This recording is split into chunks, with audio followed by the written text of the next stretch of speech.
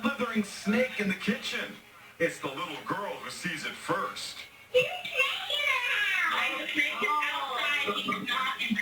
Really, Mom? That kid ain't kidding. The moms jump up and run away, screaming. It happened during a play date at Rachel Lorenz's house in Butler, Pennsylvania. Rachel and her friend Dana Daydig couldn't believe it. It's just making its way through my house, and we had no idea it here. Luckily, Rachel's husband Adam was home and saved the day. We don't hurt the snakes, we just relocate them to not in the house. Rachel posted the video on Facebook where it's getting quite the reaction. I just had a heart attack for you. I guess we should always listen to the kids. So what kind of snake was it? Rachel says the creepy visitor has been identified as an eastern rat snake. Thankfully, they're not a danger to humans. But these moms weren't taking any chances. Who was screaming? Oh, that was me.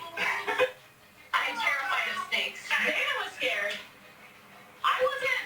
I mean, I know they're harmless, but I don't want to touch them, and I don't want them in my house. Oh, God, there's a snake in the house. Under arrest for DUI. What? It's the moment a nurse is arrested for DUI, yet she's completely sober. My life was upended because of the police. Single mom Katie Slayton was also charged with felony child neglect because her son was in the car. He was actually placed in foster care for 9 weeks. It was the worst pain I think I've ever experienced in my life. It was like a part of me was missing. Katie Slayton's nightmare began when she picked up her son from daycare in Franklin, Tennessee. A daycare worker called cops to say her behavior seemed erratic. Before she drove away, police came and gave her a field sobriety test. Call my finger with your eyes open. Which she failed miserably. 16, 17, 18, 19, 20, 21, 22, 23, 24, 25. We're going to stop you because you're going to fall down, okay? The police report claims she showed uncoordinated behavior and slurred speech. But Katie says she was simply exhausted by grueling 12-hour shifts in a COVID ward.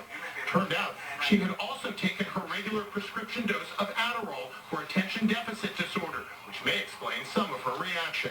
It dawned on me, like, oh my God, if I don't pass this sobriety test, I may not be taking my son home. Once I realized that, I started shaking. It took 6 months for a blood test to come back negative from alcohol. The charges were dropped.